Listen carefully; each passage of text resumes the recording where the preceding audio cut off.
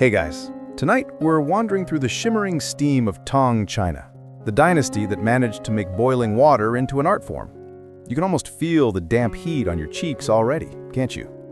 Picture this, an ancient city just before sunrise, the air heavy with the faint sweetness of roasted leaves, ox carts creaking down cobblestone lanes and distant bells from monastery towers calling sleepy monks to morning prayers. It's Chang'an, capital of the Tang Dynasty, the beating heart of an empire so massive and self-assured that even its steam smelled like confidence. And if you're already thinking this sounds exciting, don't worry, you probably won't survive the next 10 minutes awake. So before you get comfortable, take a moment to like the video and subscribe, but only if you genuinely enjoy what I do here. And if you're tuning in from somewhere far away, drop your location and local time in the comments. I love seeing our little global tea house map grow every night. Now, dim the lights, maybe turn on a fan for that soft background hum, and let's ease into tonight's journey together. You start walking through Chang'an's early streets, your sandals clinking faintly against stone, following the thin silver trails of steam that leak from wooden stalls.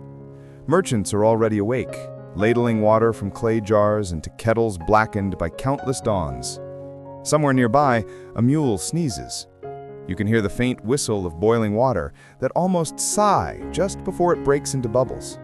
You pass a vendor who's whisking what looks like ground leaves into a cup, pouring in water from a tall spout that arcs like a small waterfall. He offers you a taste.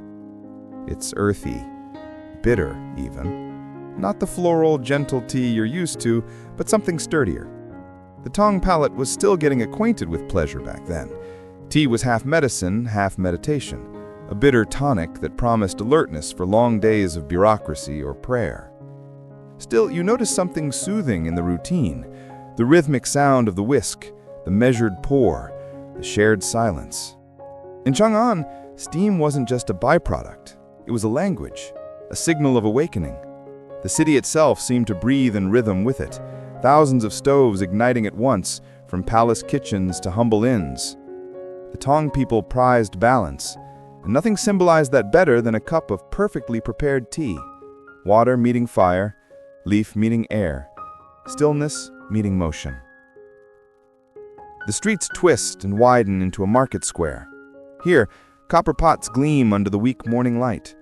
You pause beside one shaped like a mythical beast, its mouth serving as a spout. The stall owner swears this particular pot makes the steam sing differently, higher pitch, purer tone. You try to listen, but mostly hear what sounds like boiling water doing what boiling water does.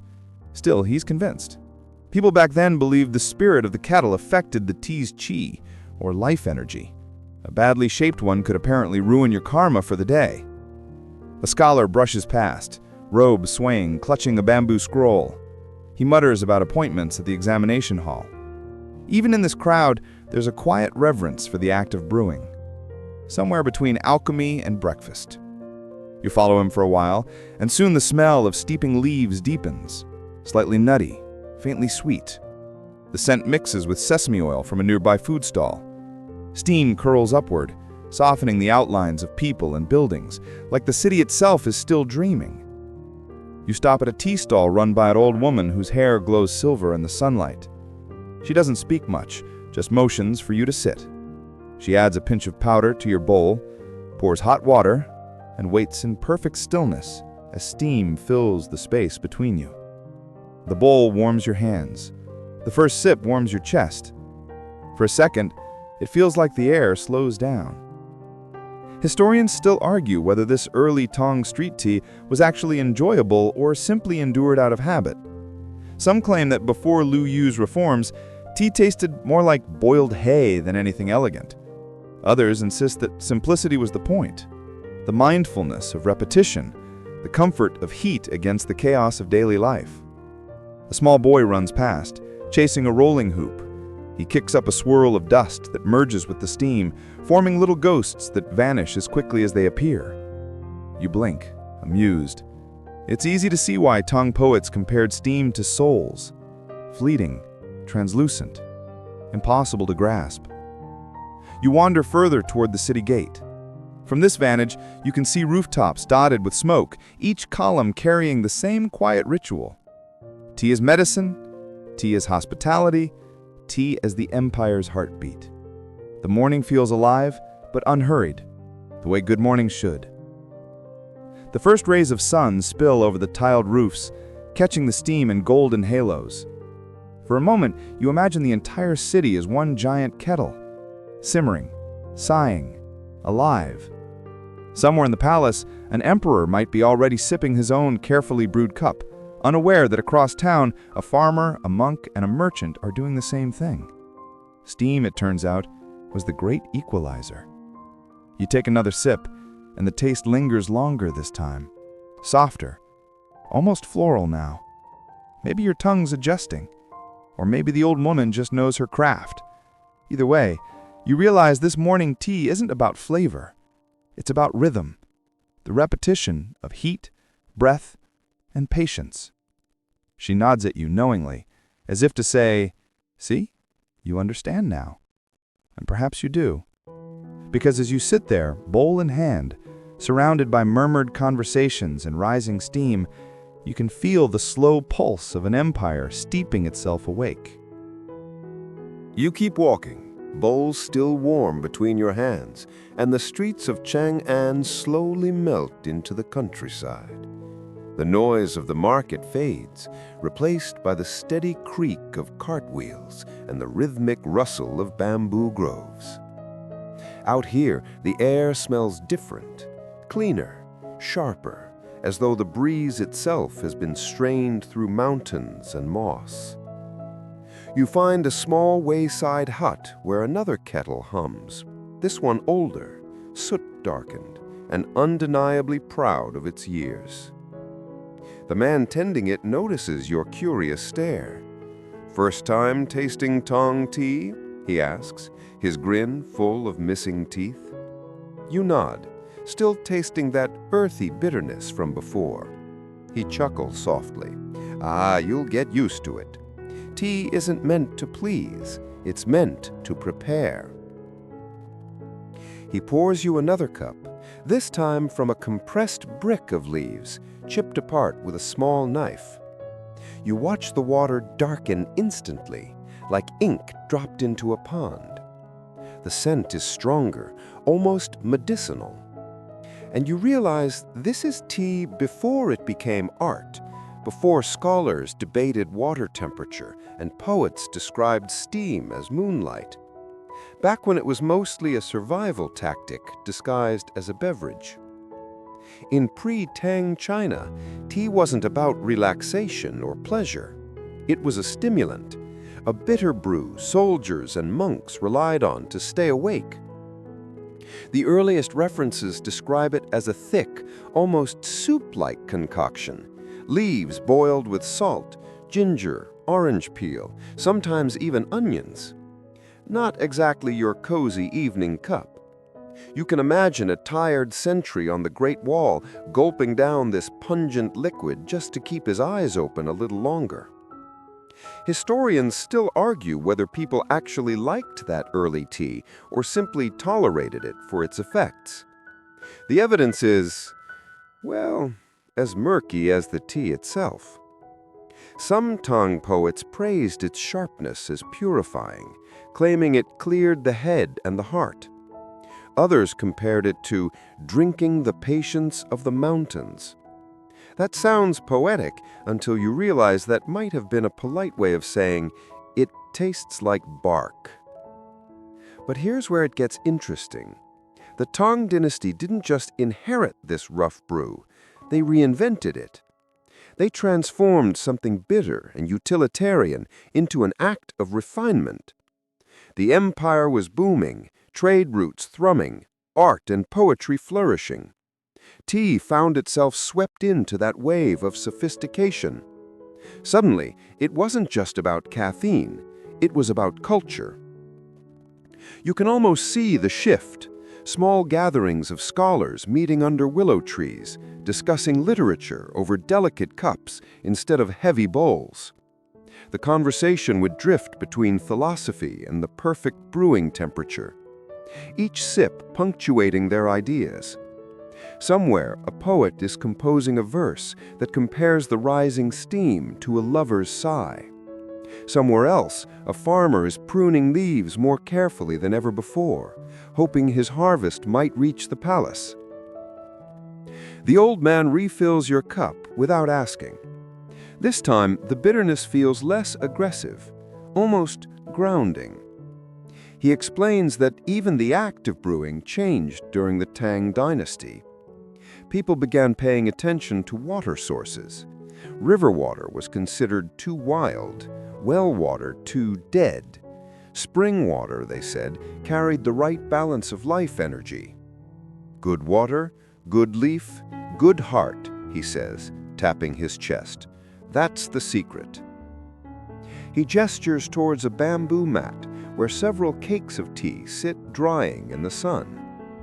Each one looks identical, round, pressed, slightly cracked at the edges. Yet he insists they all taste different. It depends on where the leaves grew and who plucked them, he says. You nod as though you can tell the difference, even though to you they all faintly smell like hay after rain. Somewhere nearby, a monk is chanting. His voice rises and falls in long, slow tones, blending with the hiss of the kettle. The combination is oddly hypnotic, half music, half meditation. You realize that this transformation of tea wasn't just culinary, it was spiritual. Monks began using it to aid their long hours of study and prayer. The focus, the clarity. Tea became a bridge between discipline and serenity. One fringe legend claims that early Buddhist monks believed the first tea plant sprouted from the eyelids of Bodhidharma, the sage who supposedly meditated for 9 years without sleep. When his eyelids fell to the ground, tea grew there to help future monks stay awake.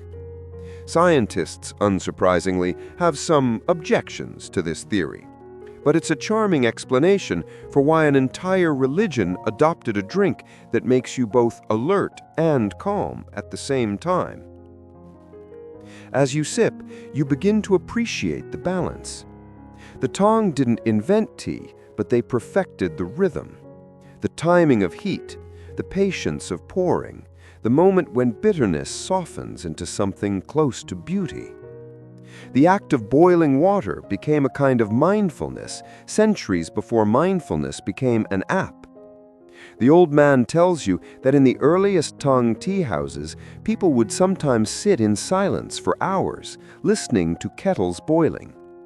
Each stage of boiling had its own name: the fisheye bubbles, the string of pearls, the raging torrent.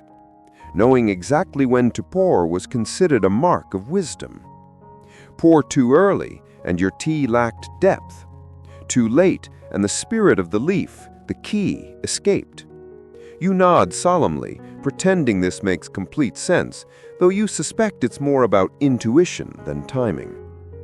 He grins, noticing your puzzled look. You city people, he says, always chasing flavor. We chase calm. You watch as he lifts the kettle, steady and unhurried, as though performing a small prayer. The water arcs perfectly into your bowl, not a drop wasted.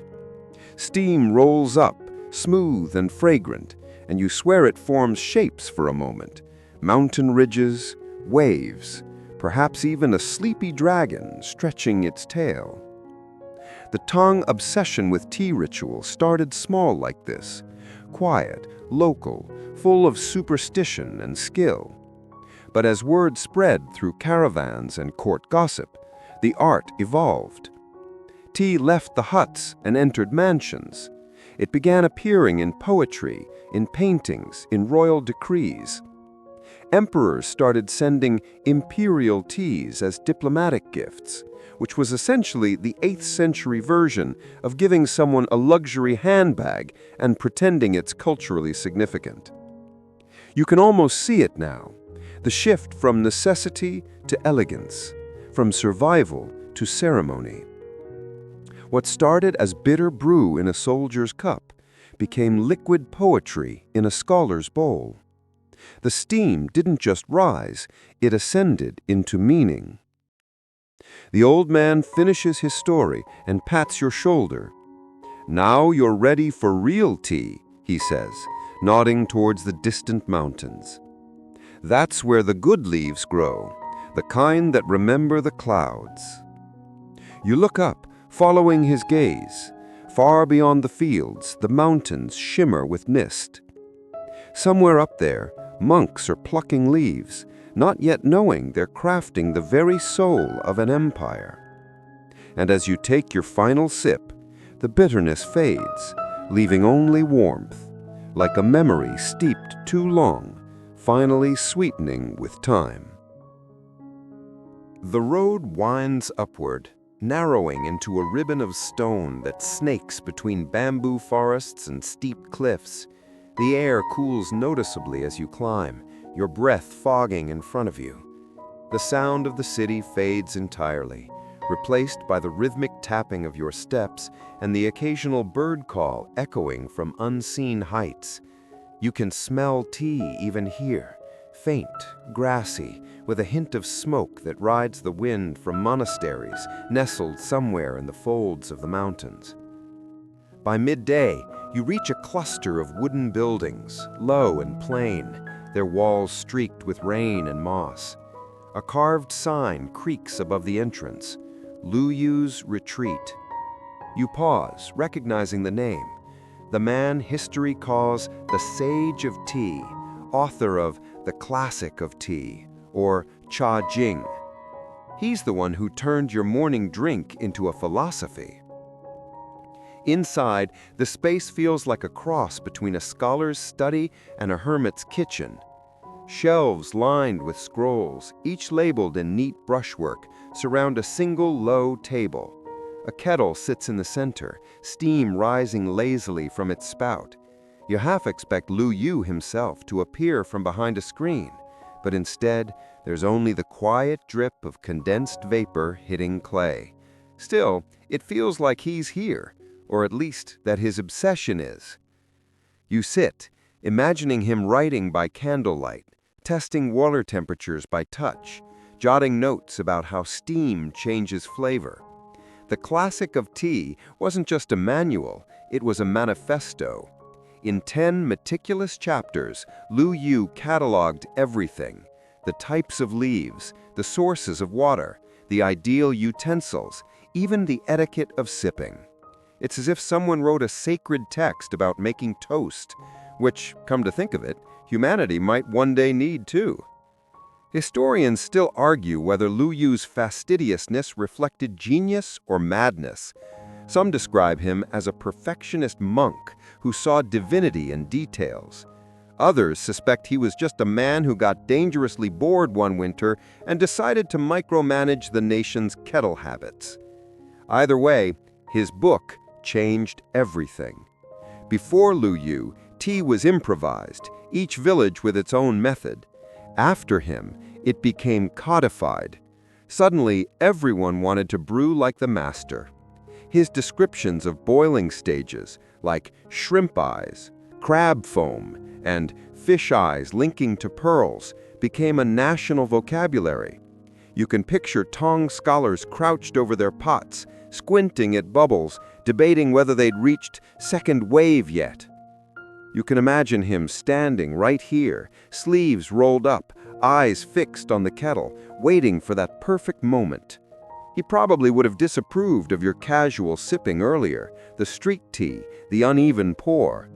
Lu Yu believed that tea wasn't simply consumed, it was cultivated through attention.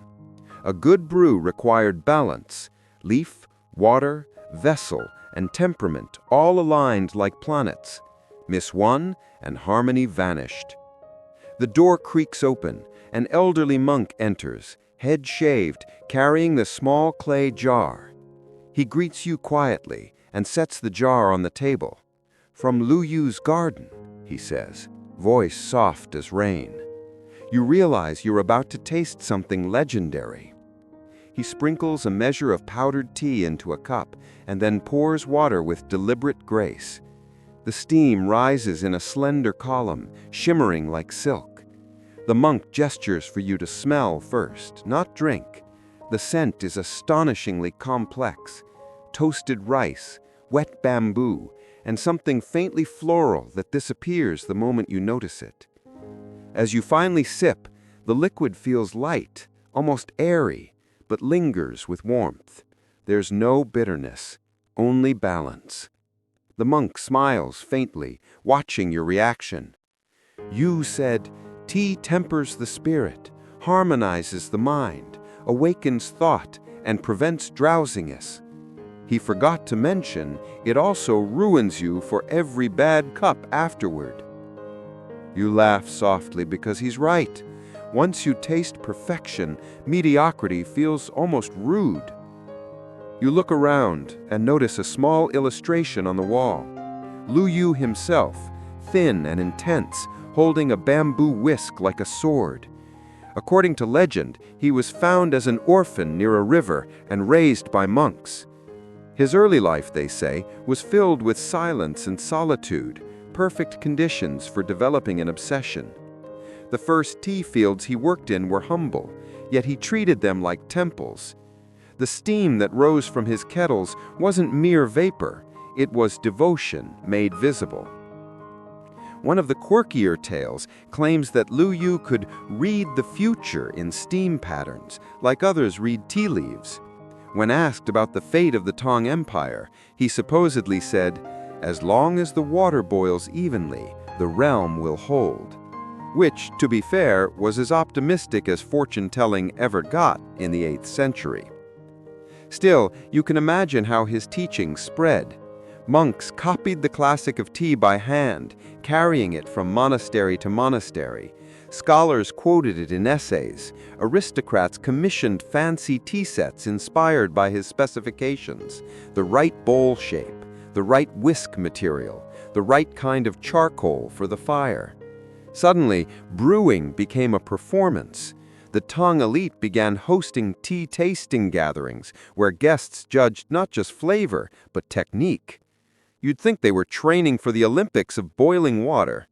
Yet, beneath the vanity, there remained a sense of reverence, that each puff of steam was a fleeting connection between human craft and natural law. The monk finishes his own cup and gazes toward the window. He spent his last years here, he says quietly, writing, watching steam.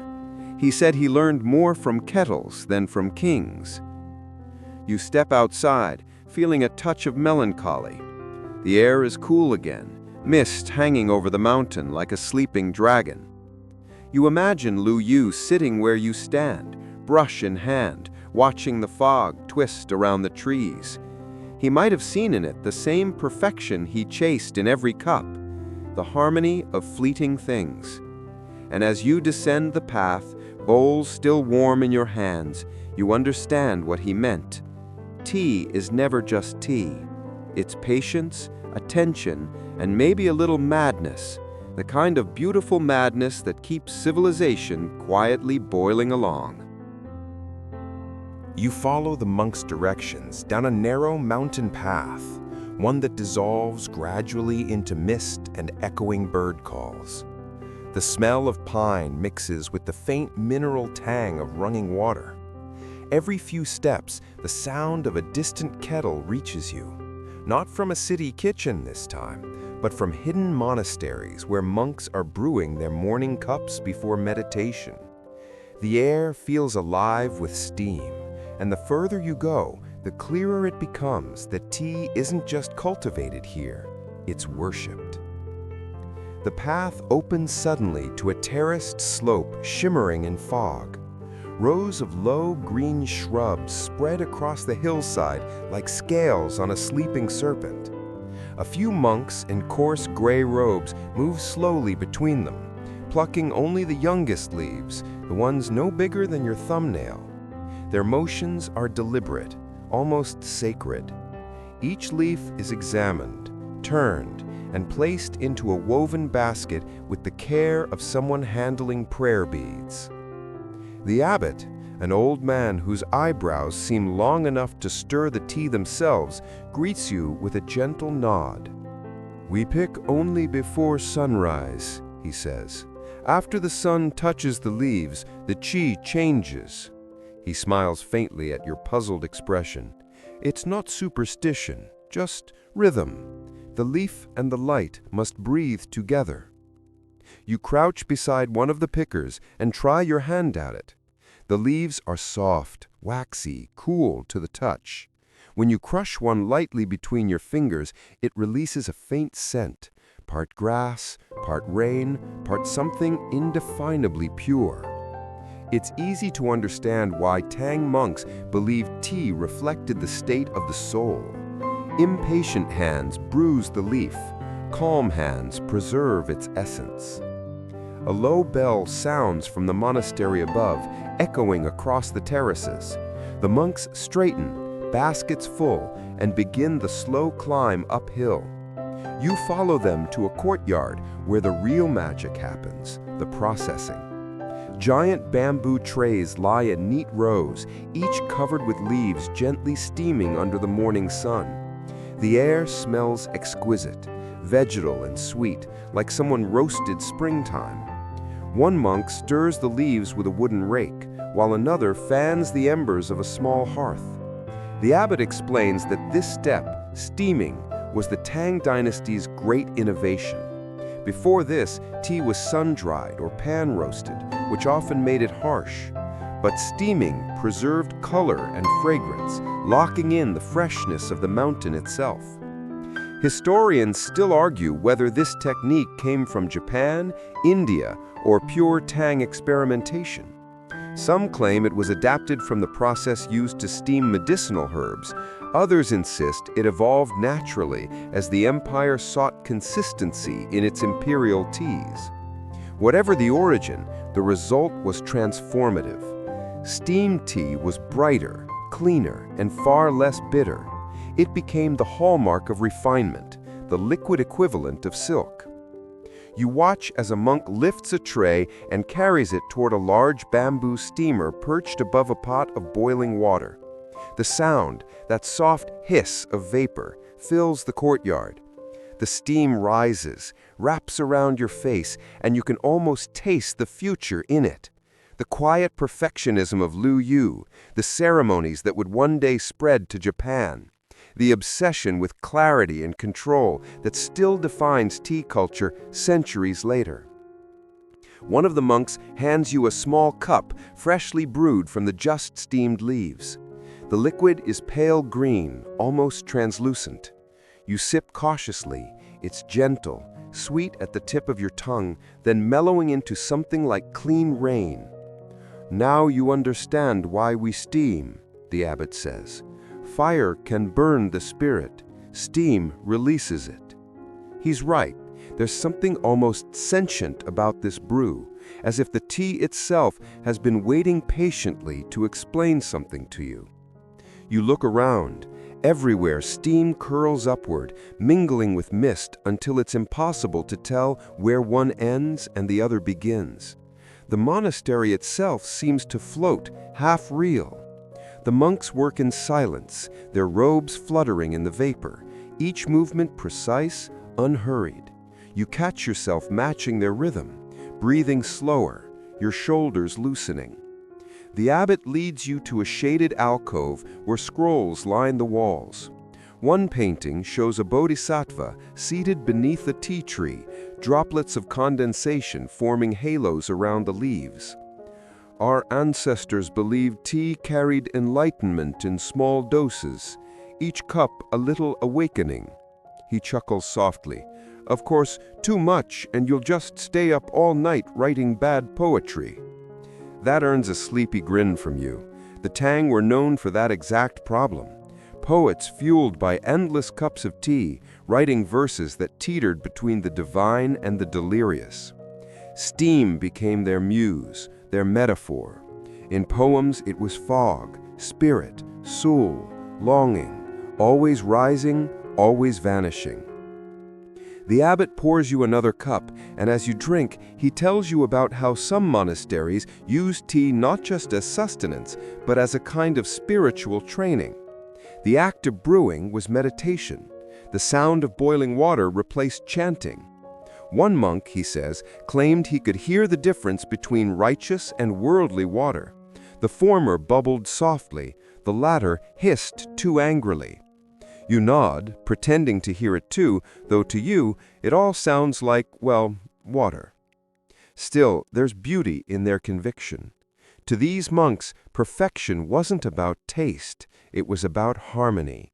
Every leaf, every bubble, every wisp of steam, all a reminder of transience and care. You stay until the sun climbs higher, burning away the morning fog. The terraces below shimmer in gold and green. Somewhere down there, young monks are singing, a rhythmic chant that keeps time with their work. The melody drifts up, weaving through the last threads of steam. As you prepare to leave, the abbot hands you a small pouch of tea wrapped in silk, to remind you that patience has flavor. You bow in thanks, though your knees creak less gracefully than a monk should. He laughs quietly, and for a moment you're both just people in the steam. One ancient, one modern, equally enchanted by hot water and leaves.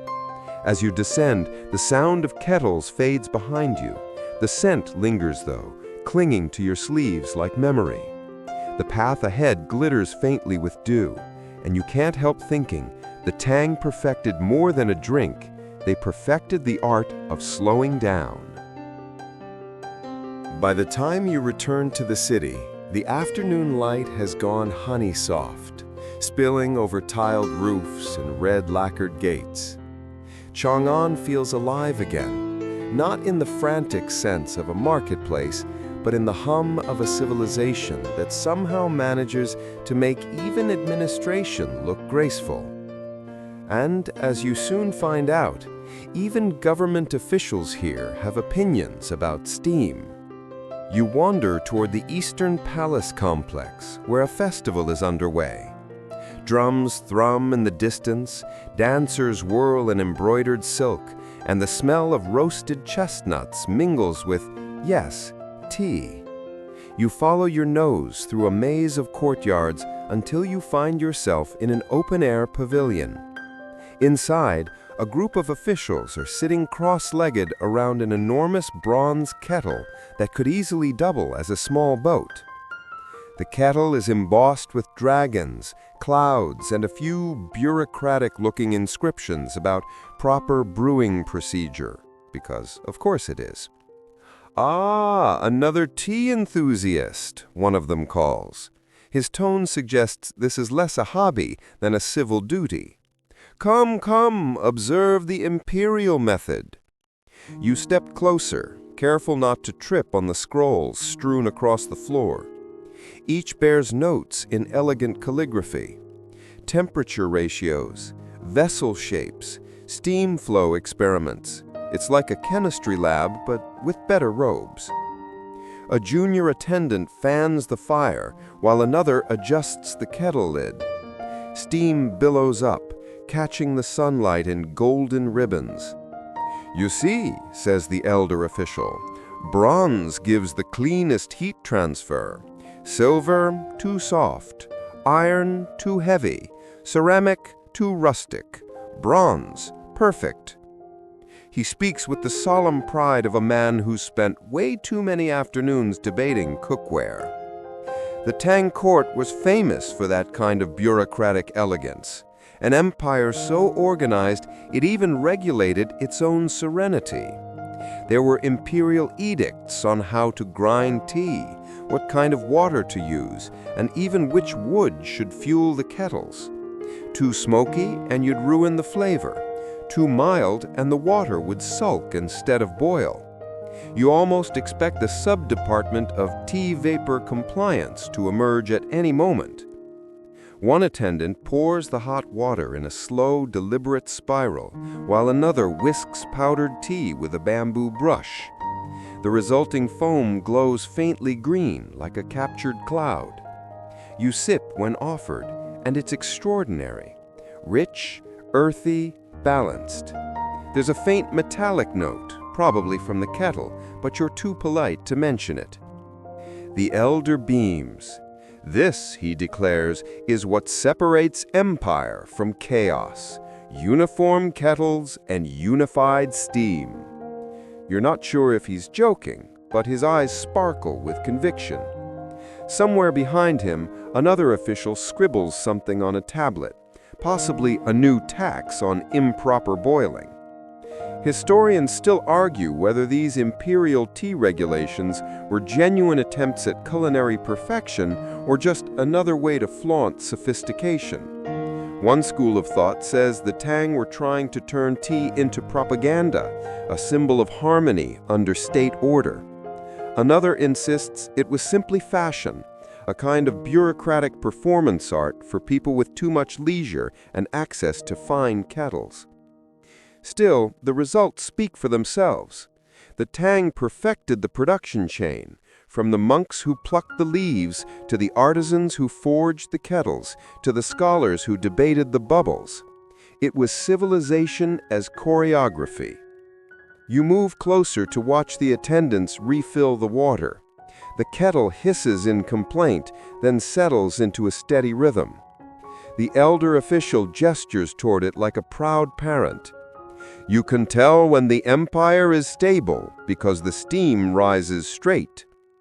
It's a ridiculous metaphor, and yet, standing there, watching that calm, unwavering column, you kind of get it.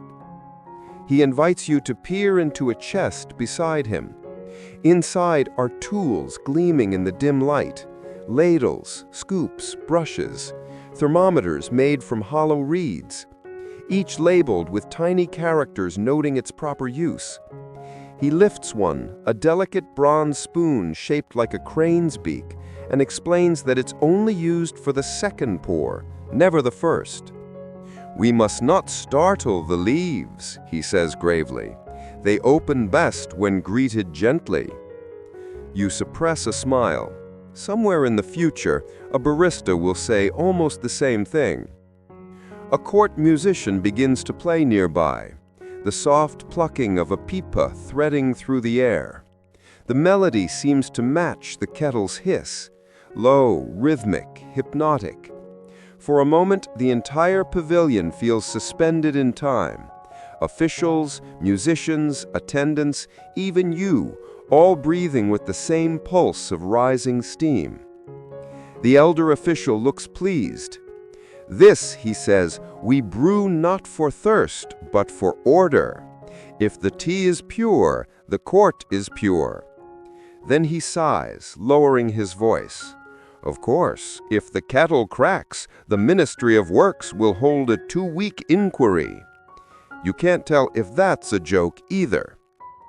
One of the junior attendants quietly approaches and offers you a smaller cup, brewed with less ceremony. "The people's version," he whispers conspiratorially. You taste it, slightly rougher, smokier, but somehow warmer. Less perfection, more life. You thank him, and he grins. "Don't tell them," he nods toward the bureaucrats, "but sometimes the best tea comes from a chipped pot." You raise your cup in silent agreement, then watch as the elder begins reciting verses from the classic of tea, his voice rising above the hiss of boiling water. "From the mountains to the valleys, from spring to steam, the leaf reveals its virtue only when the heart is still." The words settle over the gathering like mist, softening the sharp edges of authority. Even the most self-important official seems briefly human, sipping tea, eyes closed, content. As you leave the pavilion, the sound of laughter follows you. Rare, gentle laughter, the kind that bubbles up when people forget for a moment that they're supposed to be important.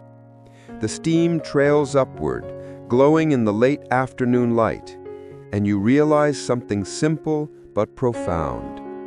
Every empire eventually falls, but while it stands, it will always find time to debate the best kettle. You wake the next morning to the soft rattle of rain on tiled roofs and the muffled rhythm of distant kettles starting their day's song.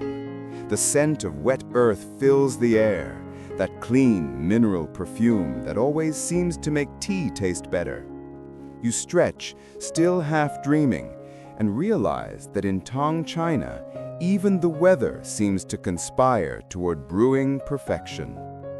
Today, your journey takes you not to monks or ministers, but to the quiet minds who turned boiling water into science. You walk through narrow lanes lined with apothecaries and alchemists, each shop window crowded with jars of strange powders, minerals, and the occasional preserved something that looks like it's silently judging you. Here, curiosity is a profession, and the line between medicine, magic, and chemistry is thin enough to sip through. You duck into one shop marked with a symbol of 3 rippling lines. Steam, the merchant explains. He's a wiry man with ink-stained fingers and a kettle perpetually simmering behind him. We study heat, he says proudly, and water's moods. That's not a metaphor to him. Water genuinely has moods. He claims it can be impatient, lazy, noble, or common, depending on where it's drawn and how it's boiled. He gestures to a chart pinned to the wall, a hand-painted diagram of a kettle with circles labeled fish eyes, string of pearls, raging wave. You recognize the terms from Lu Yu's writing. Timing, the man says, tapping the parchment, is everything. Tea is a living thing. If you scald it, it sulks. If you neglect it, it sulks differently. He sets a small pot on the brazier and invites you to watch. The first bubbles appear, large and slow, shimmering like tiny fish eyes. "Too early," he murmurs. A few moments later, they multiply, rising in chains like pearls. "Now we listen," he says. You lean closer, and the kettle makes a faint whispering sound, like a sigh through reeds. That's the string stage, perfect for most leaves. Then, as the bubbling deepens into a rolling boil that sounds almost like applause, he shakes his head. "Raging wave, too violent, useful for medicine, terrible for tea." He grins at your fascination. "The ancients knew," he says, "that boiling water isn't about temperature, it's about temperament." You laugh softly, because of course Tang scientists would describe physics as personality. Yet the more you watch, the more it makes sense.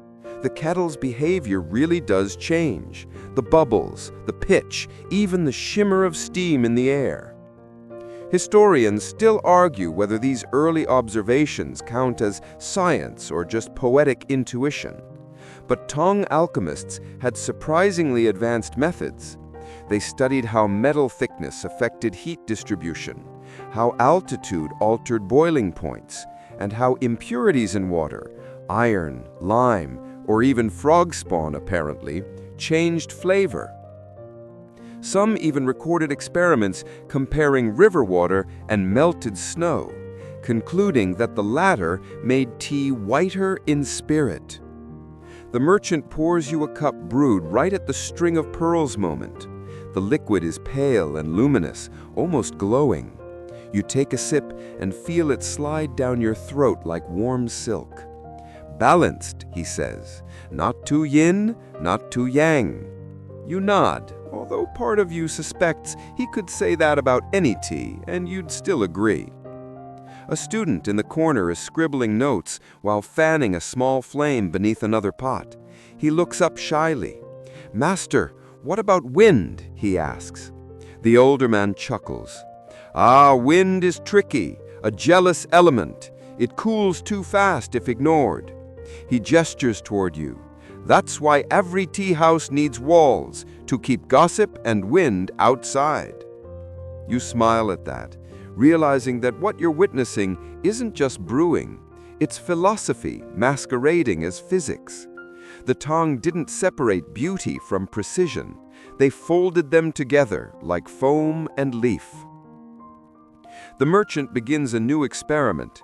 He places 2 kettles side by side, one bronze, one iron. The bronze hums with a soft ring when the water boils, the iron with a lower growl.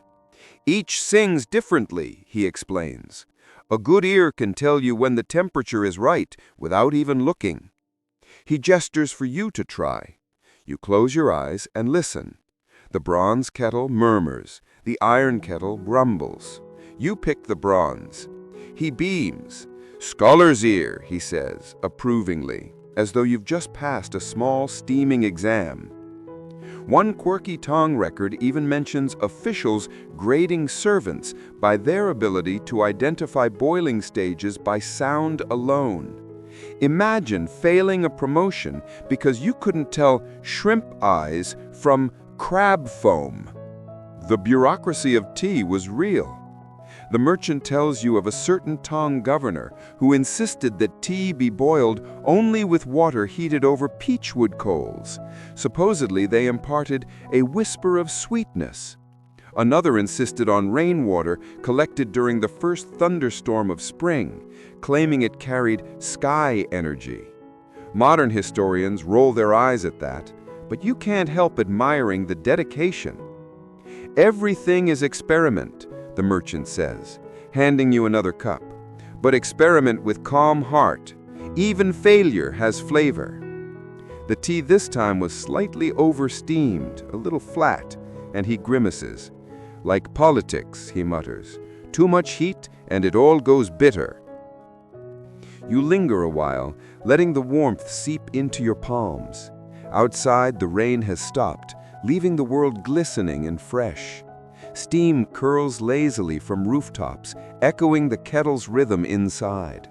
You realize how deeply this civilization listened, not just to sound, but to texture, to temperature, to the invisible language of vapor. Before you leave, the merchant offers one last demonstration. He pours water from a great height, forming a long, thin ribbon that dances mid-air before striking the bowl. Oxygenation, he says, long before chemistry would give the word meaning. Water breathes when it falls. He winks, "So let it fly." You take a final sip, and the tea tastes like everything the Tang seemed to love. Discipline wrapped in elegance, art disguised as science. The merchant bows slightly. "Remember," he says, "you don't command water, you invite it."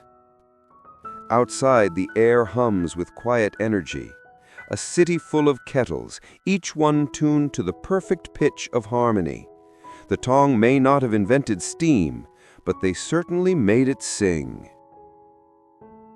You follow the road westward from the merchant's quarter, the damp air turning crisp as the clouds lift and sunlight slides back over the city. Chang'an stretches in every direction, orderly yet overflowing, the world's most sophisticated grid system wrapped in chaos and laughter. The streets shimmer slightly, still damped from rain, and you find yourself drawn to a distant rhythm of footsteps, drums, and chatter. Something's happening up ahead. The scent reaches you first: roasted barley, caramelized sugar, and the grassy warmth of steeped leaves. Then you see it, a public tea stall, one of dozens that have sprouted along the capital's boulevards. The Tang didn't just perfect the art of brewing for monks and nobles. They made it accessible for everyone who had a few coins and an afternoon to kill. The stall is bustling. A storyteller stands on a low platform, gesturing dramatically with a fan, his voice rolling over the crowd like slow thunder. Between his pauses, attendants pour tea from long-spouted pots, their movements quick and practiced, a choreography honed by countless repetitions. Steam rises in columns, curling through sunlight and catching in the storyteller's beard. He doesn't mind, it adds atmosphere. You take a seat on a worn wooden bench beside a group of travelers. A merchant with a phoenix embroidered sleeve nods at you. "You came for the story or the tea?" he asks. You shrug. "Whichever comes first." He laughs, the weary, knowing kind of laugh that suggests he's been here many times before.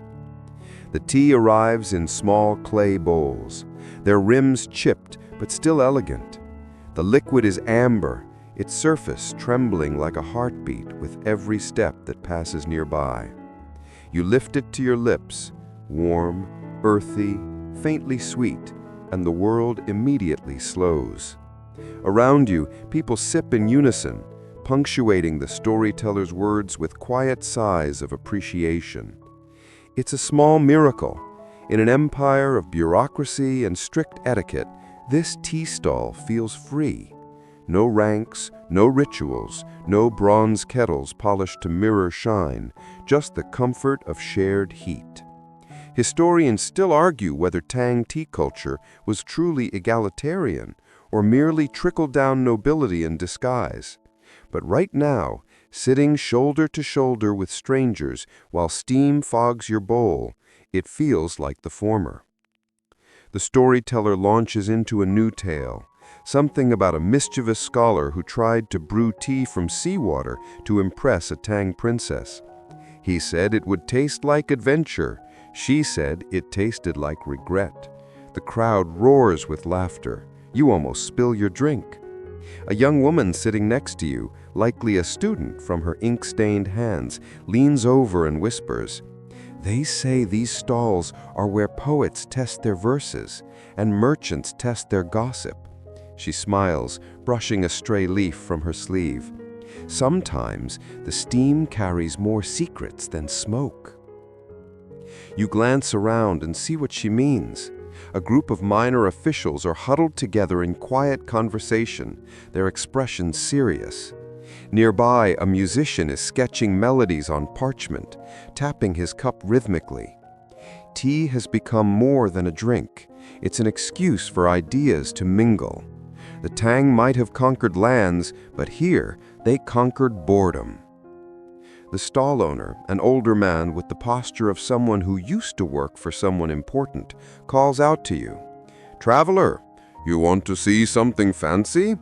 You nod, curious. He gestures toward a brass pipe running from his kettle to a clay basin, steam whistling faintly from tiny holes along its length. "Steam management," he says proudly. "Too much pressure and you scald the leaves. Too little and they sulk." He lifts a small lid, letting a plume escape. "See that color? That's when the steam sings." You can almost believe it. There's a subtle rhythm in the hiss, a steady breathing sound like the city itself exhaling. The man catches your expression. "You think I'm joking, but my kettle knows more about mood than most people I've met." He grins. "It tells me when it's tired." One quirky Tang folktale comes to mind, the story of the talking kettle that complained about being overworked in a tea house. It supposedly hissed insults at patrons who slurped too loudly. Scholars later dismissed it as metaphor, but you suspect some over-caffeinated tea seller might have actually tried ventriloquism for tips. As you drink your third cup, you start noticing patterns in how people move around the stall, how they hover near the steam, warming their hands, and how their faces soften in the mist. It's as though the tea's heat connects everyone, dissolving boundaries as easily as sugar. Even the storyteller pauses to sip mid-sentence, his voice dropping into a hush before rising again with renewed vigor. You overhear the merchant beside you explaining a trade route, bricks of compressed tea traveling west to Tibet, carried on the backs of camels. "Worth more than gold in the mountains," he says proudly. "One brick can buy a horse." You raise your eyebrow. He nods. A small horse, but still. Tang tea wasn't just culture, it was currency. The empire exported tea along the Silk Road, wrapped in silk and sealed with wax, traded for horses, gems, and even glass from distant lands. Each caravan that left Chang'an carried not just goods, but steam, the promise of comfort in a cup. As the afternoon drifts toward dusk, the crowd begins to thin. The storyteller finishes with a flourish, bowing low as the audience claps politely. The kettle exhales one last plume, like a curtain call.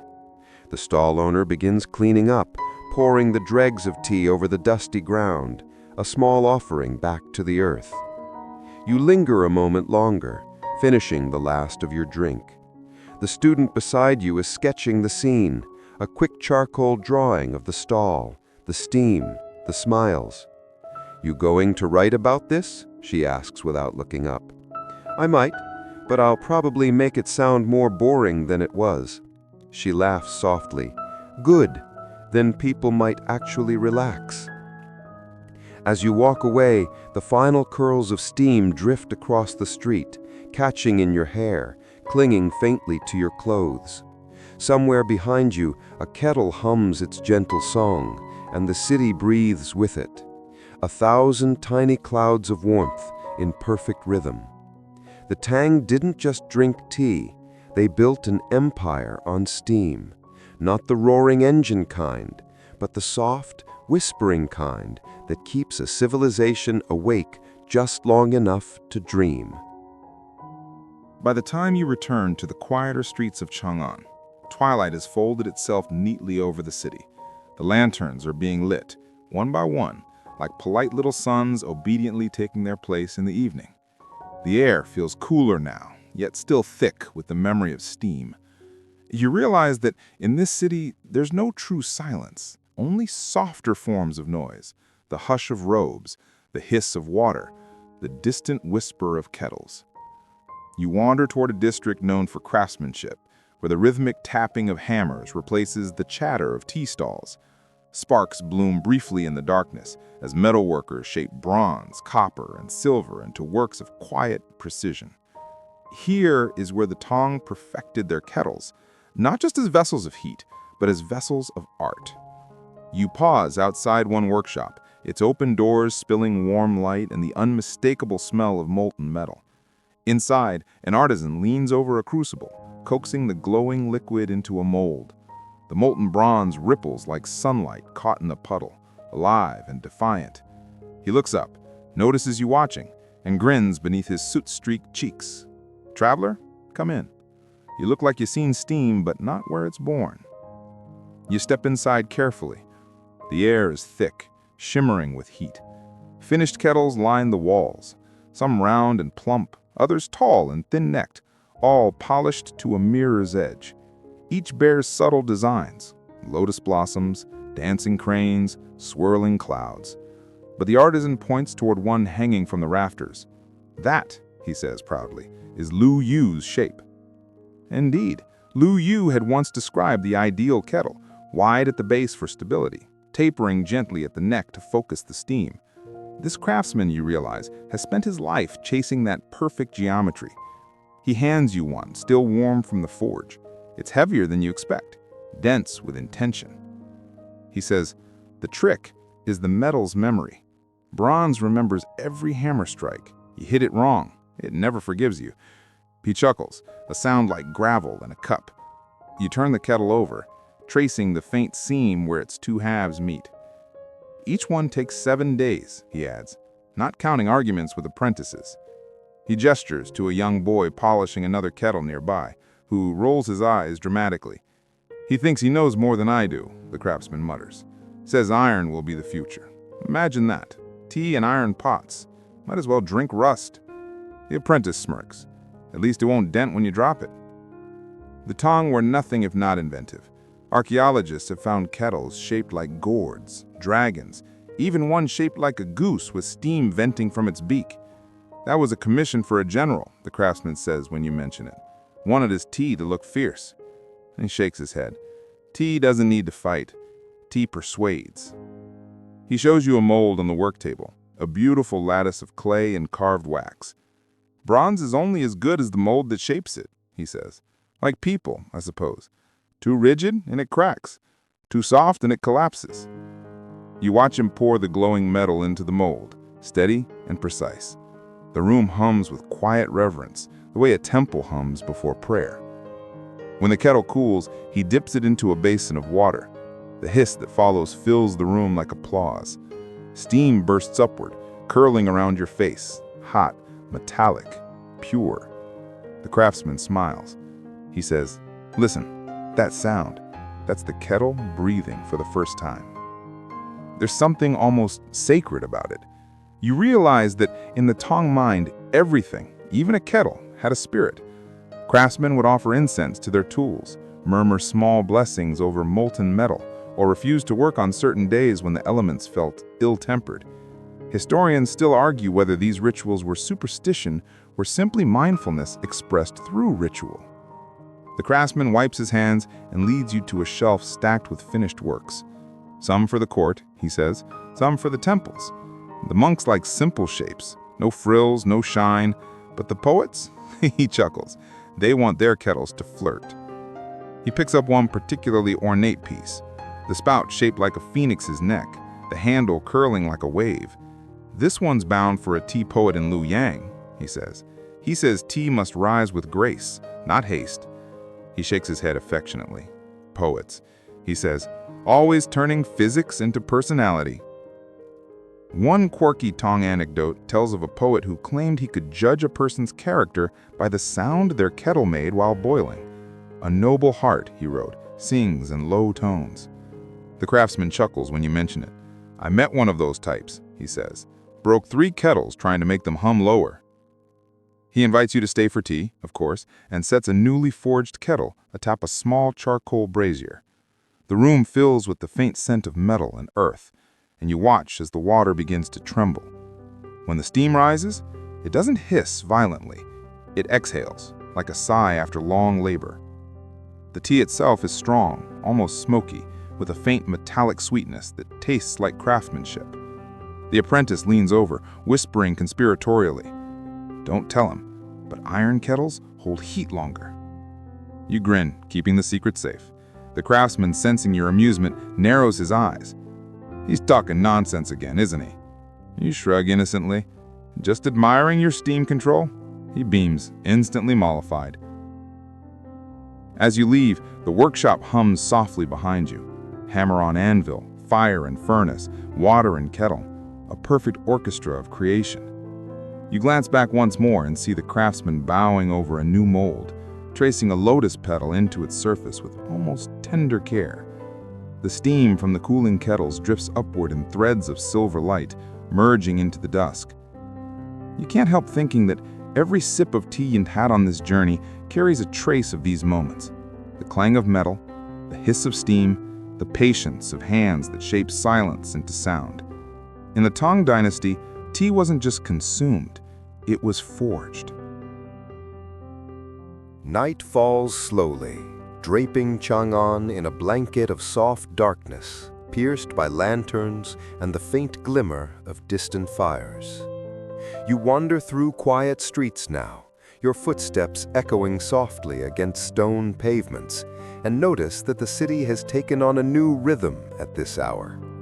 Gone is the clamor of markets. In its place is a hushed intimacy, punctuated only by the occasional hiss of a kettle from a nearby tea house. You find yourself drawn to one of these tea houses, a modest structure tucked behind a row of plum trees, the wood darkened with age. Its sign sways gently in the night breeze, and the faint sound of conversation drifts from the open doorway. Inside, the light is golden and forgiving, and the atmosphere is quiet but lively. Patrons are seated on low benches, bowls of tea in hand, speaking in tones that ripple across the room like warm water. The owner, a small, round man with a welcoming smile, gestures you over. "Evening, traveler," he says. "Come, see how the night's brew sings." He sets a small bronze kettle atop a charcoal brazier. The flames hiss faintly, licking the vessel as if coaxing it into compliance. You notice immediately how different night tea feels, the air cooler, the senses sharper, and the steam rising slower, curling in lazy spirals that almost seem to dance. Historians still argue whether Tang tea houses were primarily social spaces or early experiments in cultural theater. Some suggest they served as places to practice poetry and debate. Others insist they were simply practical spots for warmth and refreshment. As you watch the patrons, it's easy to see both interpretations. A poet in the corner recites softly while tracing calligraphy in the condensation on his bowl. A merchant counts coins quietly, and an elderly couple sits together, inhaling the steam as if it carries memories from decades past. The owner lifts the kettle and begins a delicate pour, water cascading over powdered leaves.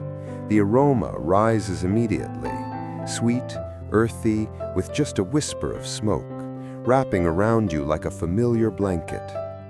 You sip and feel the warmth slide down your throat, comforting and meditative. This is tea at its most intimate, simple, unpretentious, and yet impossibly precise in its effect. A small boy peeks in from the doorway, holding a folded note. The owner takes it, reads quietly, and nods. Apparently, it's a challenge from another tea house, a night brewing contest, designed to see whose steam is the most poetic. You smile. The Tang truly thought of everything. Even water and vapor had to be measured for merit. You notice the subtle differences in technique between each server. One tilts the kettle slowly to form a spiral, while another uses a quick wrist flick to agitate the leaves. Each variation produces a unique sound, the hiss, the whisper, the sigh. And you realize that in Tang philosophy, listening is part of tasting. A cup is not only consumed by the mouth, but absorbed through ears, eyes, and even the rhythm of one's heartbeat. One quirky tradition from Tang lore claims that some tea houses would time their pouring to the movement of shadows. The leaves were said to bloom most gracefully when the sun had fully set and the lanterns cast the first golden glow.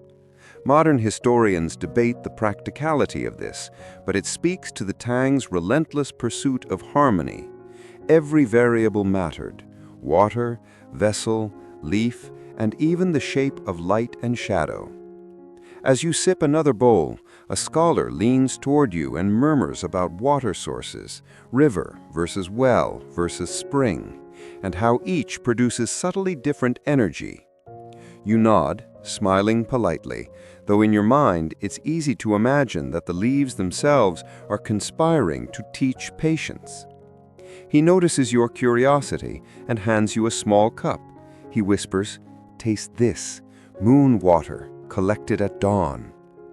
You do, and it's lighter than anything before, delicate yet alive, with a flavor that seems almost like whispered secrets. Outside, the night deepens. Lanterns reflect in puddles, steam curls lazily from rooftops, and the city breathes in unison with each kettle's hiss. Somewhere, a dog barks, fading quickly into the distance.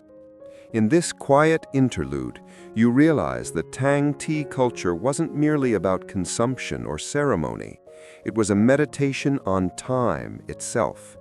Every stage of brewing, every rising swirl of steam was a reminder that moments are fleeting, precious, and best savored. Before leaving, the owner offers a final bowl, smaller this time, and instructs you to simply watch the steam. You do, mesmerized by the way it rises and folds, forming transient shapes, mountains, waves, perhaps even the faint outline of a dragon. In Tang China, steam wasn't just water in motion. It was expression, philosophy, and art all at once. You step back into the night air, the warmth of the bowls lingering in your hands.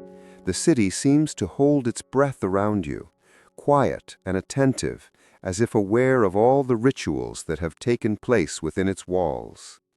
The Tang may have perfected the art of tea steam, but they also perfected a way of noticing life itself.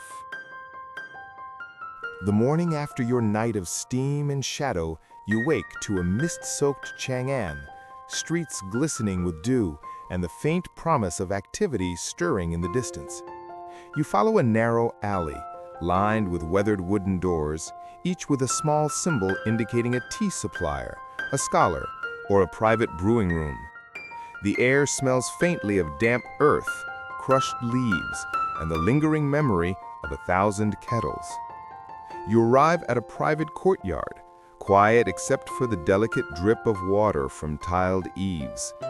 Here, the Tang elite practice tea as an art form. Not for merchants, not for poets, not for the occasional traveler, but for those who truly seek to master every nuance of the leaf. You cross the threshold, greeted by a caretaker whose calm demeanor mirrors the serenity of the place. "Welcome," he says softly, leading you to a low platform covered in mats. "Today, you learn patience." A small wooden table is laid out before you, each utensil meticulously arranged. Bamboo whisks, carved spoons, ceramic bowls, and a bronze kettle polished to a dull gleam. The caretaker gestures to a small pile of freshly steamed leaves. "Observe the leaves first," he instructs. "Do not touch, do not stir. Let them speak." You lean in, noting how the steam rises delicately, spiraling into the cool air. It carries a faint fragrance, sweet, almost nutty, with a subtle vegetal undertone. You remember the terraces and the monks' careful picking, the merchants' whispered guidance on water moods, and the craftsman's patient hammering. All of these steps converge here, in this quiet ritual. You pour the water slowly, just enough to awaken the leaves. The steam rises in thin, purposeful columns, moving with a rhythm that feels almost deliberate, like it knows it is being watched. Historians still argue whether this level of precision was necessary for the taste, or simply a reflection of Tang society's obsession with ritual and symbolism. Some claim it was a form of meditation. Others say it was a performance to demonstrate status and discipline. You can see both points, especially as the caretaker guides your hand to make the first swirl. Slow, gentle, deliberate. The leaves unfurl gracefully, taking on a delicate golden green hue. You lean closer, inhaling deeply, tasting faint notes of toasted grain and spring rain on the tip of your tongue. The caretaker smiles faintly. A good brew is not rushed. The water, the leaves, the steam, all have their own timing. Ignore them and you ignore the moment. A small quirk of Tang practice emerges here. Some practitioners would gauge the success of a brew by how the steam shaped itself above the bowl, reading invisible currents as signs of balance or imbalance. Modern scholars debate whether this was pseudoscience or early meteorology. But as you watch, it feels credible. The steam twists, pauses, and rises in a pattern that almost seems intentional. The caretaker teaches you to whisk the tea lightly, coaxing a thin froth to form on the surface. Each movement is slow and controlled. Too aggressive, and the flavor flattens. Too timid, and the leaf resists, releasing less aroma. You notice your hands trembling slightly, a result of anticipation and the serene pressure of doing something correctly for the first time. As you sip the tea, the world contracts. The courtyard feels suspended in the soft light of morning, and for a few minutes, nothing else exists. Just you, the bowl, and the gentle exhalation of steam. You feel warmth seep through your chest, your thoughts slowing, your heartbeat sinking with the subtle rhythm of rising vapor. The caretaker leans back and observes quietly. This is why the Tang cherished tea. It is not merely a drink. It is training, observation, and reflection, all wrapped in a moment of warmth. Each cup teaches you more about patience than 1,000 scrolls. One amusing anecdote he shares: a Tang minister once spent an entire morning adjusting his kettle just to impress a visiting poet. By noon, both were exhausted, yet the poet declared it the most spiritual tea ever drunk. You laugh quietly. The Tangs certainly had a flair for combining the absurd with the profound. As the session concludes, you notice the subtle residue of the leaves' aroma still clinging to your fingers. The caretaker bows slightly.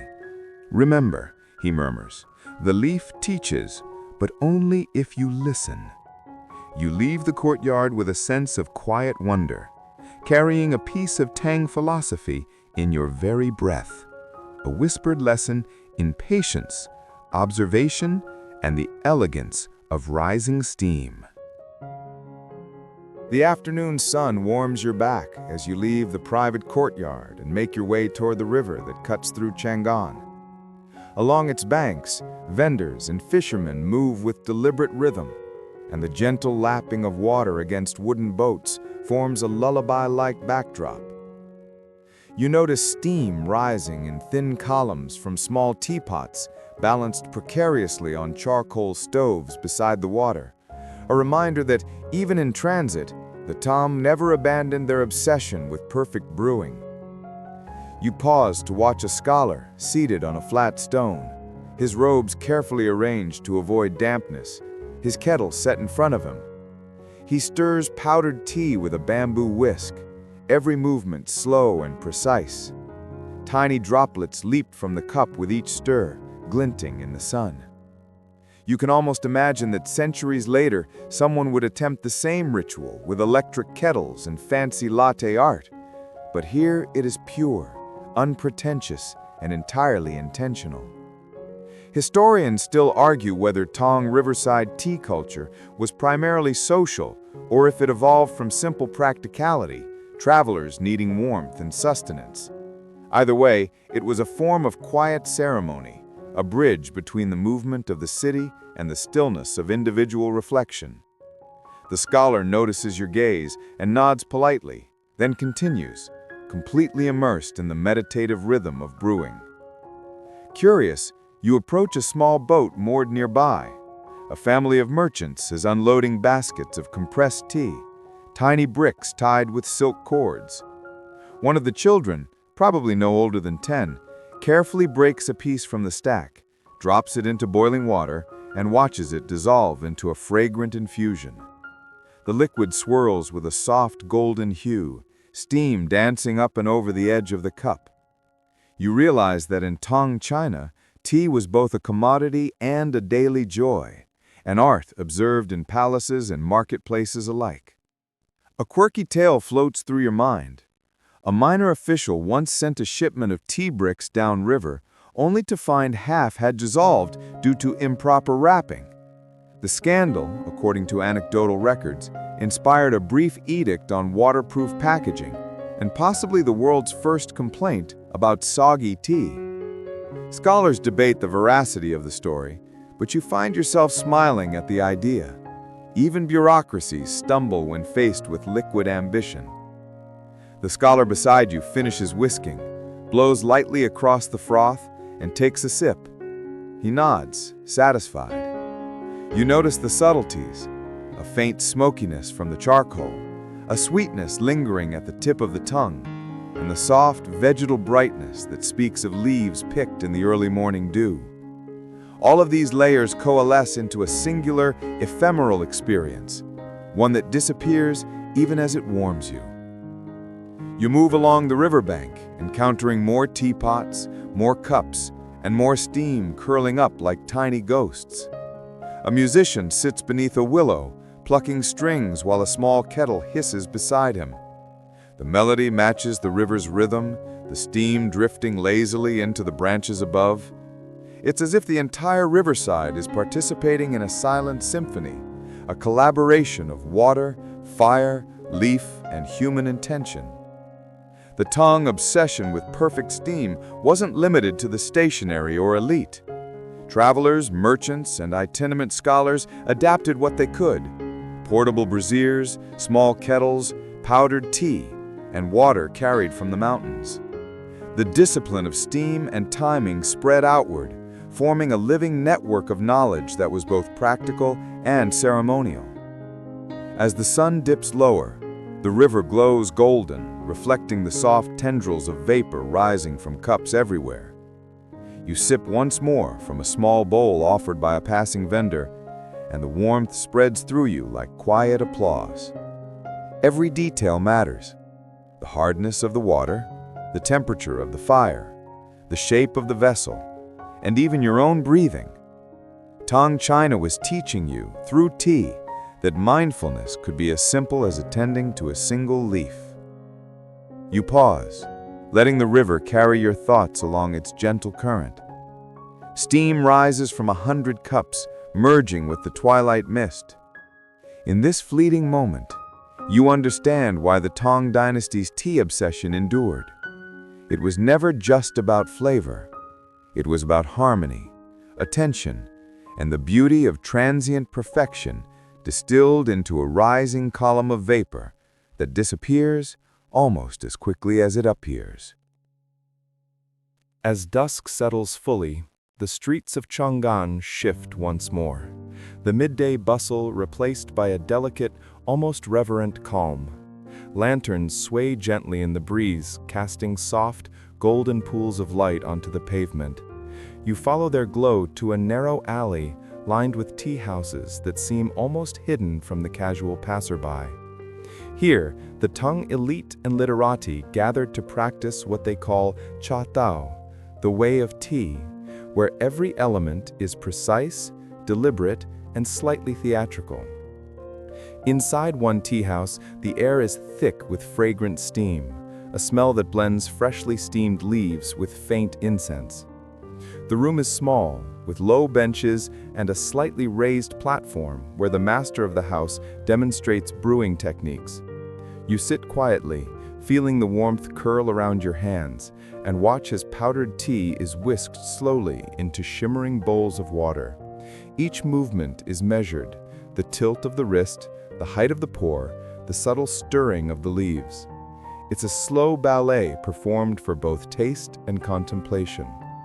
Historians still argue whether the emphasis on form and ceremony arose from philosophical beliefs or social signaling. Some claim the Tang literati sought enlightenment through discipline. Others say it was merely a stylish display of sophistication. Regardless, the results are undeniable. You can almost hear the leaves sighing under the careful touch of the whisk, each bubble and swirl a fleeting, perfect moment. A peculiar story floats through your mind.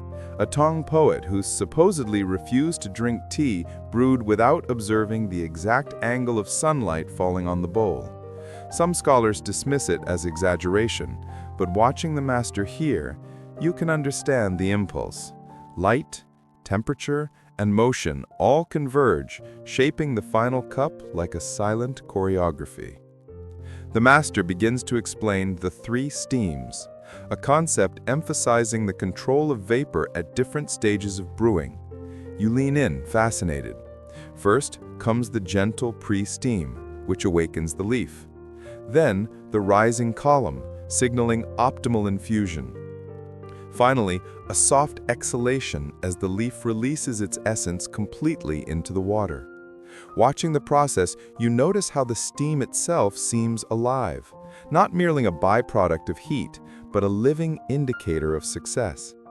One of the students whispers that some tea houses even timed their brews to the rhythm of wind and temperature changes outside.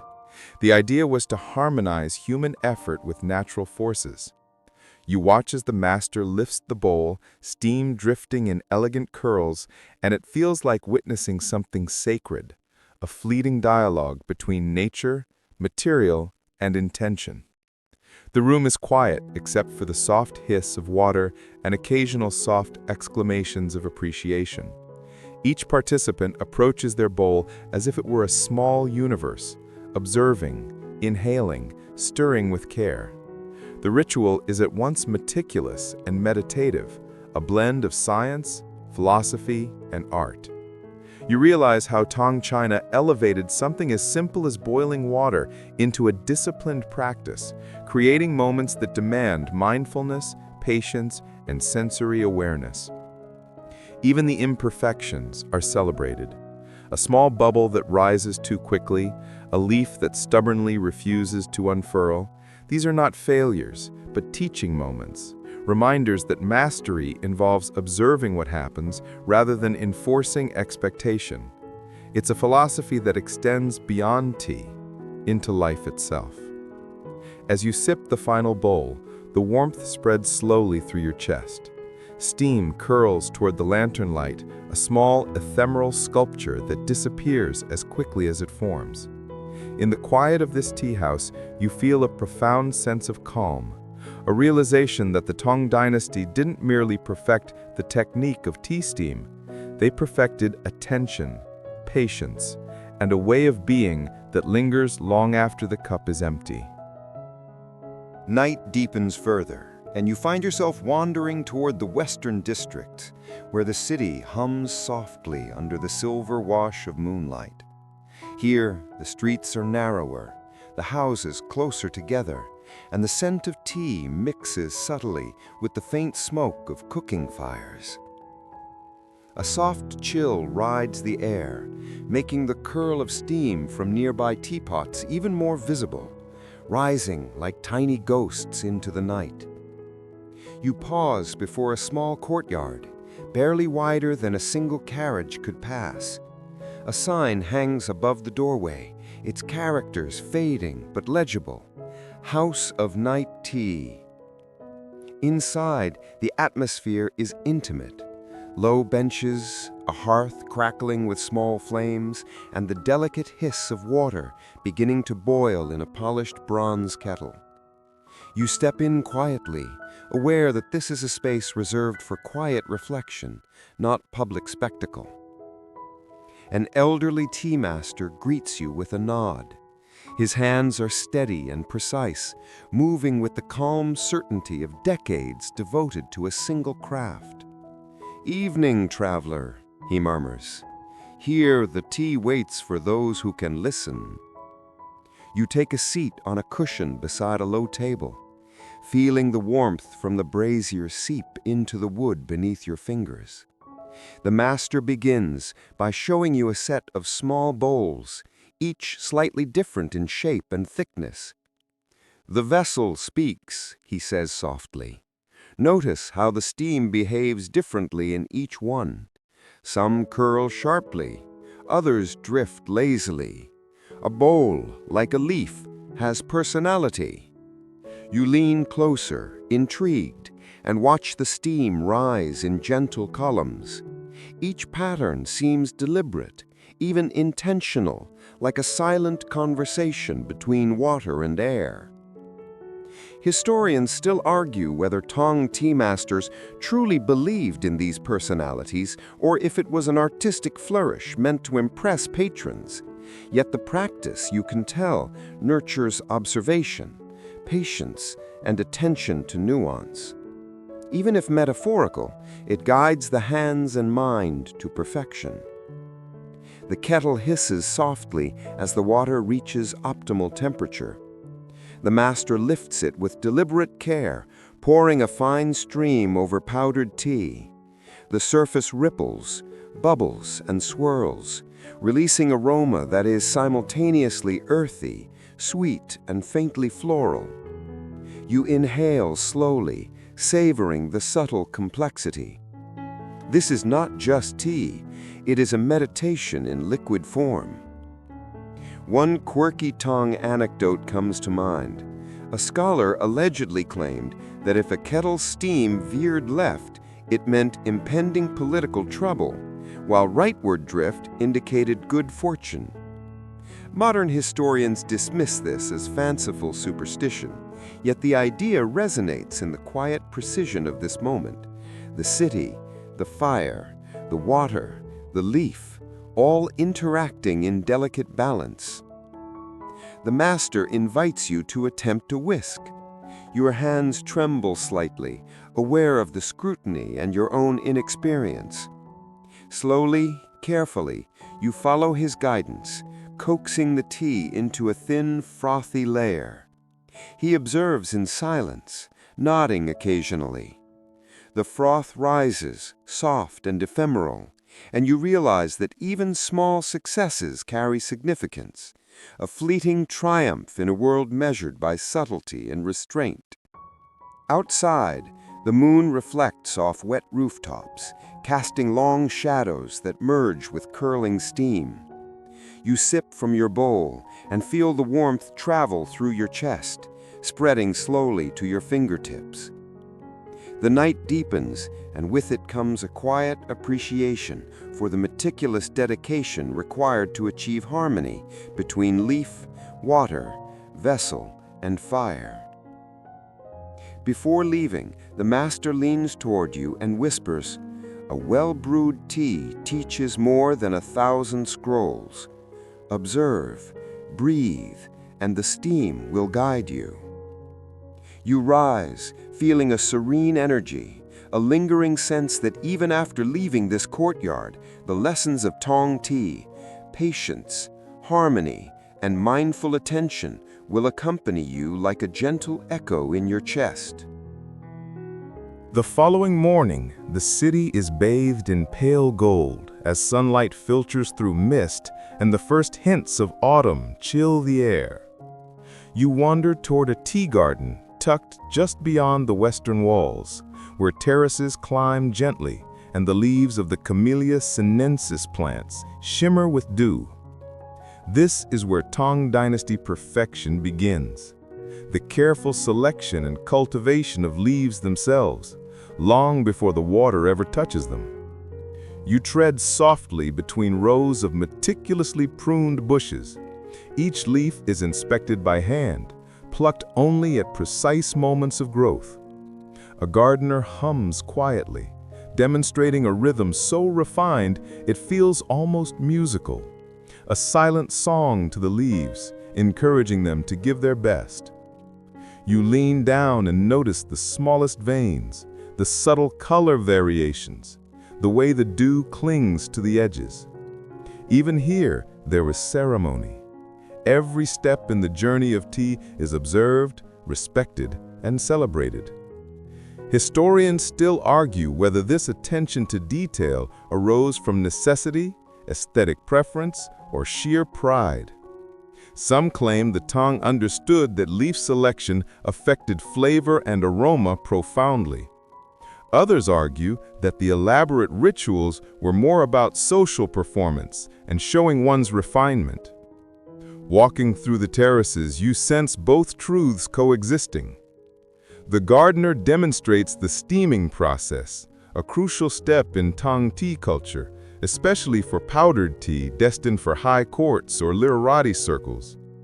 Leaves are briefly exposed to hot steam, halting oxidation, preserving color, and subtly adjusting the flavor profile. You inhale, sensing the warm vegetal aroma rising like mist above the terraces. One quirky record even notes that monks would sometimes use specific chants during steaming to encourage harmony in the leaves. Scholars debate whether this influenced flavor or was purely spiritual, but you can't help smiling at the idea of chanting leaves. Nearby, workers sort leaves into graded piles, each destined for a different purpose. Fine powdered tea for ceremonial whisking, slightly coarser leaves for daily consumption, and sturdier leaves compressed into bricks for transport along the Silk Road. You watch as they handle each leaf with reverence, as though any roughness would diminish its potential. Even the smallest imperfection seems meaningful. The gardener invites you to witness steaming in action. Water in a bronze kettle hisses as steam envelops the leaves, creating tiny clouds that rise and curl above the bamboo trays. The Tang perfected not just the technique, but the observation, learning to watch the movement of vapor, the behavior of leaves, and even the subtle color shifts as indicators of quality.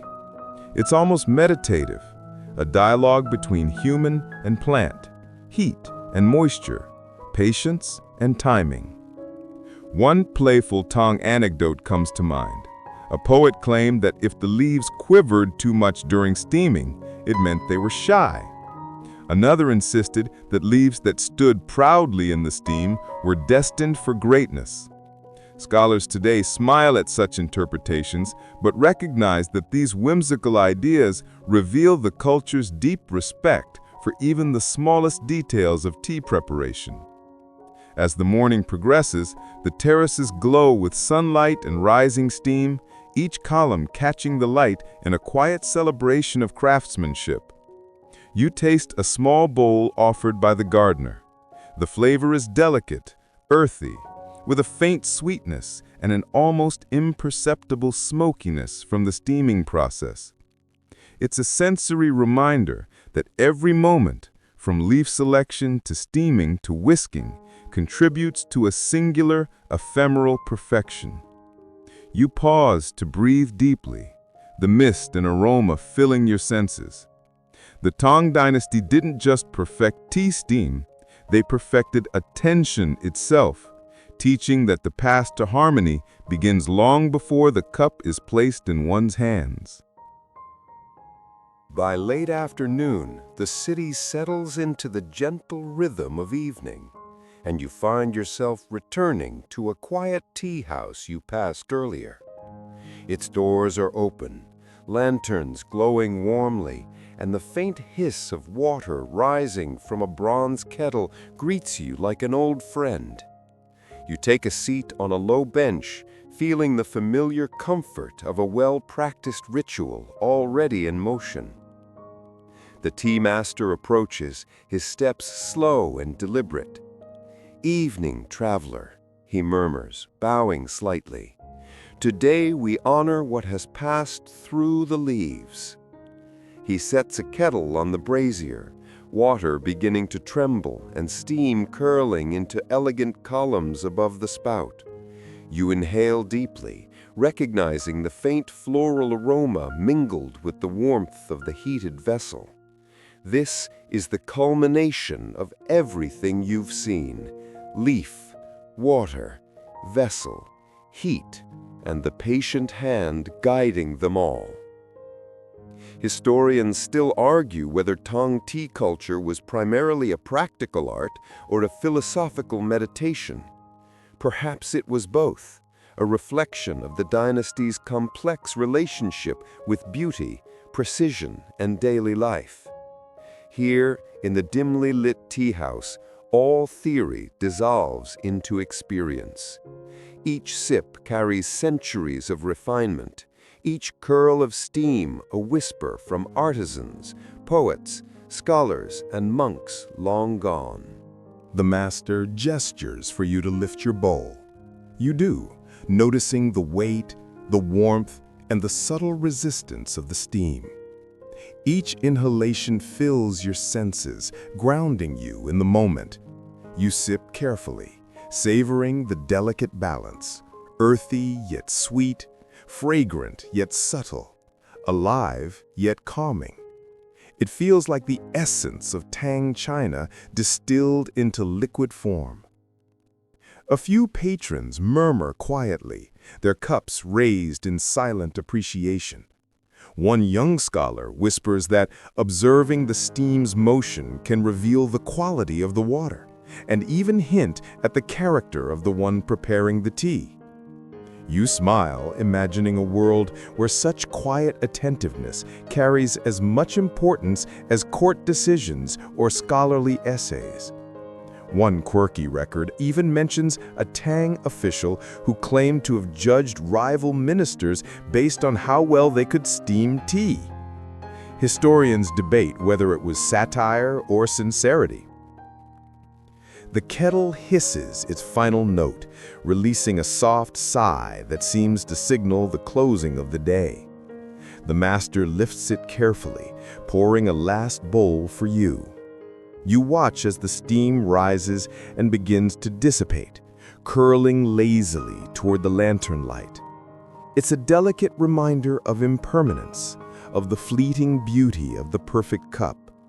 You inhale, sip, and feel warmth spread gently through your chest, slowing your heartbeat, softening your thoughts.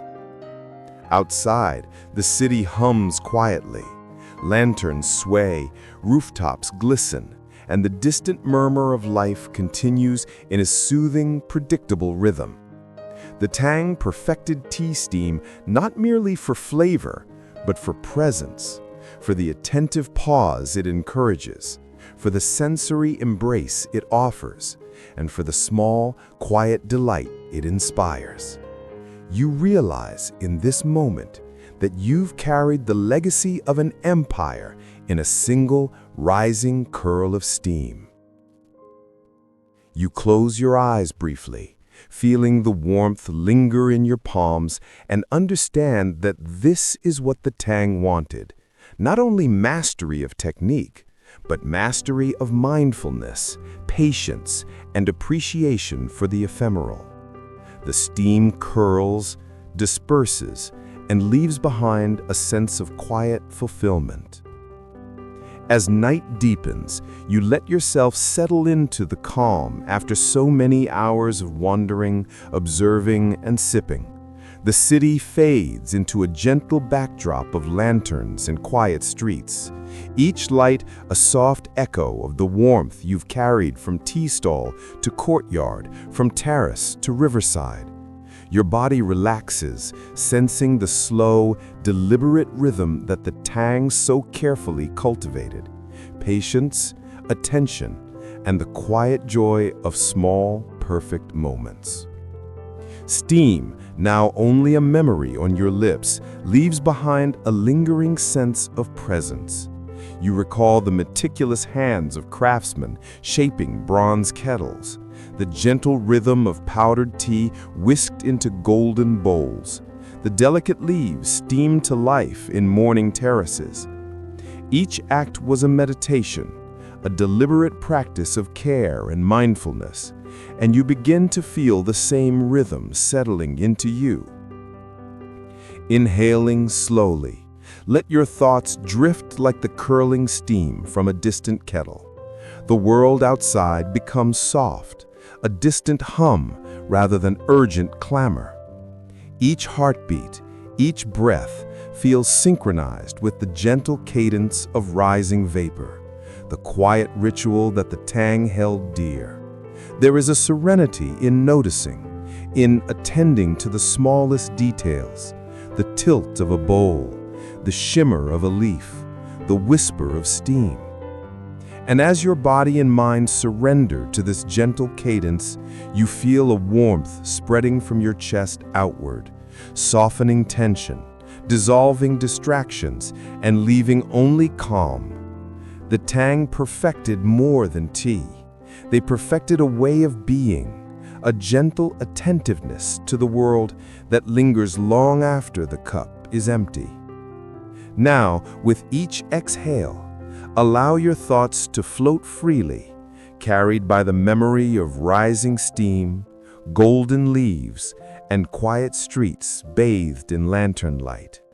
Let the calm linger in your chest, slow your heartbeat, and soften your mind. Sleep approaches gently, and you drift, carrying the lessons of Tang tea and its soft, curling steam into the night. End of script. Sweet dreams.